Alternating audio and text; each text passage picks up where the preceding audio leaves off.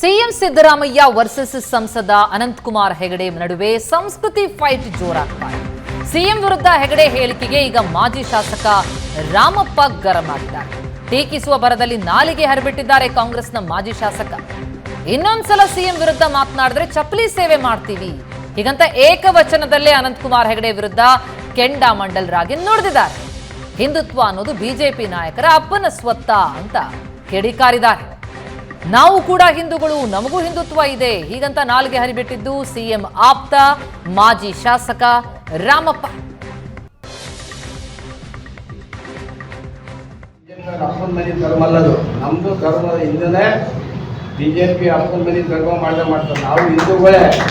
ಅನಂತಕುಮಾರ್ ಹೆಗಡೆ ಅವರು ಇನ್ನೊಂದ್ಸರಿ ನಮ್ಮ ಕಾಂಗ್ರೆಸ್ ಸುದ್ದಿ, ಸಿದ್ದರಾಮಯ್ಯನವರ ಸುದ್ದಿ, ಡಿ.ಕೆ. ಶಿವಕುಮಾರ್ ಸುದ್ದಿ ಏನಾದ್ರು ಎಲ್ಲ ನಮ್ಮ ಬಿಜೆಪಿ ಸುದ್ದಿ ಬಂದೆ ಅಂದರೆ ಅವ್ರು ಎಲ್ಲಿರ್ತಾನೆ ಅಲ್ಲಿ ವರ್ಷ ಮೆಟ್ಟಿಲೊಡೆ ಅಂತ ಗ್ಯಾರಂಟಿನೇ. ಅವ್ನು ಮೆಟ್ಟಿಲೊಡೆ ಅಂತ ಬಿಡೋಲ್ಲ. ಇನ್ನೊಂದ್ಸರಿ ಸಿದ್ದರಾಮಯ್ಯ ಒಗನೇ ಮಗನೇನಂತಕ್ಕಂಥ ಕೂಡ ಅವನು ಮಾತಾಡಿದಾನ. ಯಾವನೋ ಅವನು ಅನಂತಕುಮಾರ್ ಹೆಗಡೆ.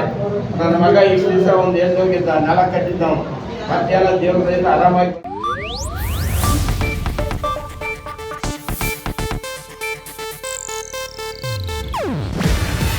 ಇದು ಏಷ್ಯಾನೆಟ್ ನ್ಯೂಸ್ ನೆಟ್ವರ್ಕ್ ಪ್ರಸ್ತುತಿ. ನೀವು ನೋಡ್ತಿದ್ದೀರಾ ಏಷ್ಯಾನೆಟ್ ಸುವರ್ಣ ನ್ಯೂಸ್.